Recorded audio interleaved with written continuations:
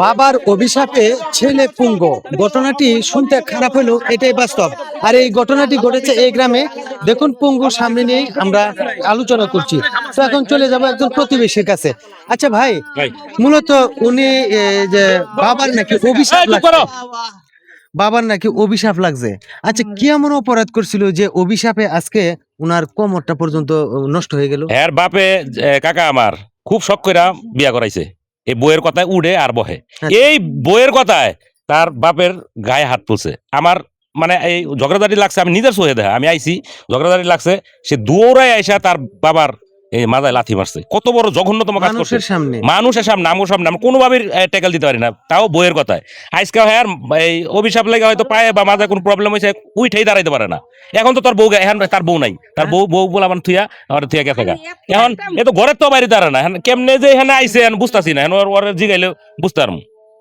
আচ্ছা কাকা, আসলে মূলত এই যে উনার যে একটা মানে অপবাদ শুনলাম বা অভিযোগ শুনলাম, এই অভিযোগটা কি আসলে সত্য? উনি কি না সত্য না, কথা উনি বলছে? সত্য কথাই বলছে। আমরা চিল্লাচিল্লি শুনে ওই ঘটনার সময় আমরা আসছিলাম, আইসা একেবারে মনে করেন যে দেখছি ওনার বাবা শিখে রেখেছিল যে দেখেন আমার যে ছেলেরা আমার সাথে বউর কথা হই না, আমার যেভাবে লাথিটা মারছে, ওর বাবাটা পড়ে রয়েছে উঠানের মধ্যে।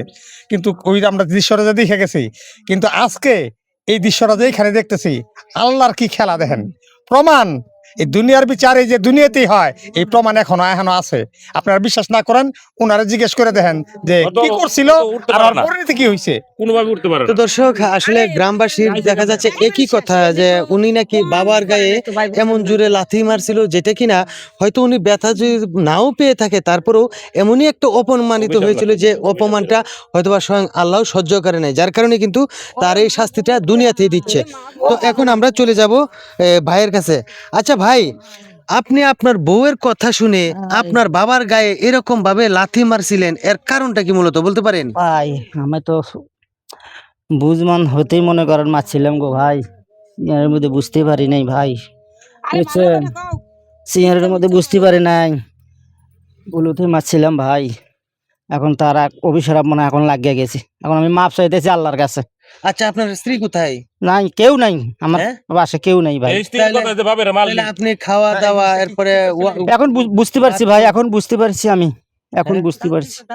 আগে আগে বুঝেন নাই? না, আগে বুঝিনি ভাই। দর্শক, ওনাকে আসলে কি প্রশ্ন করা যায়, আমার মানে বাসায় আসতেছে না যে এই ধরনের প্রশ্নটা করি, কারণ উনি যে অপরাধটা করছিল এই অপরাধটা কিন্তু সরাসরি স্বীকার করতেছে, আর বিশেষ করে এলাকাবাসীর সামনে কিন্তু এই ঘটনাটি ঘটিয়েছিল। তো একটা কথাই বলবো দর্শক, আসলে এই ধরনের অপরাধ কেউ করবেন না। তো এখন চলে যাচ্ছি আরেকজন ভাই আছে, ওই ভাইয়ের কাছে। আচ্ছা ভাই, মূলত উনি যে অপরাধটা করছিল এটা কি মানে সামাজিক ভাবে আইনগতভাবে কতটুকু মানে ভালো মন্দ একটু জানাবেন? উনি মার গায়ে হাত তুলছে, বাপর গায়ে হাত তুলছে, দুজনের গায়ে উনি আঘাত করছে। তার আঘাতের জন্য তার কোমরে আজকে এই সমস্যা, কোমরের শক্তি নাই। যৌবনকালে মা বাপরে দেখতে পারে নাই, খাওয়া নাই, ফরা নাই, অশান্তি রাখছে। এখন আমার উচিত তার কোমর পর্যন্ত নামাইয়া তাকে আরো পিটান দরকার। কারণ সে মা বাপরে কোনো সুখ দেয় নাই, বউর কথা চলছে ফিরছে, আজকে বউ নাই, মা নাই, জি নাই, কেউ নাই। যার কথা বাপ মারে মারছে, সে নিঃস্ব।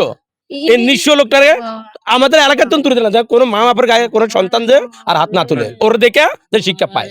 ইনার তো কুমোরই নাই রে ভাই, ইনি কোমরই তো নাই, না কুমোর তো একবারে গেছে গা। এমন কোন কাজ এই খারাপ কাজ না করছে। রাস্তাঘাট দেখলে মাইয়া মানুষ দেখলো যে অবস্থা করছে। আমি একদিন কাউকে বাড়ির সামনে গেছি, জানেন না ভাবি আপনি দেখতে শুনে না দিস নুদুস সুন্দর আছেন, কত রঙের কথা আপনি জানেন। আমি অভিশাপ কম দিন কে যে আজকে আমি হকর বাড়ির সামনে যাই দেখে আমার নানান কথা কইছে। আজকে আমি খুশি হয়েছি ভাই, একবার মন থেকে খুশি হয়েছি। মায়েরা লাথি মারছে, বাপেরে দেখতে না, বইয়ের কথা মতো এগুলা করছে।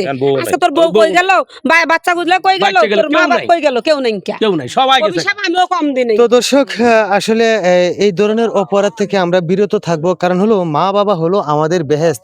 আর এই বেহেশত আর জান্নাতটা যদি আমরা নিজের হাতে নষ্ট করি, তাহলে কিন্তু আল্লাহকেও তো দোষ দেওয়াই যাবে না, এমনকি প্রতিবেশীকেও কিন্তু এই ধরনের দোষ দেওয়া যাবে না। এটা আল্লাহর মায়ের দুনিয়ার বাইরে একটা কথা আছে, ঠিক এরকম ভাবেই কিন্তু দুনিয়াতে প্রকাশ্য এই শাস্তিটা দিয়ে আল্লাহ তাআলা বুঝিয়ে দিচ্ছে যে আসলে কোনো সন্তান জানি মা বাবার প্রতি এরকম বেয়াদবি না করে।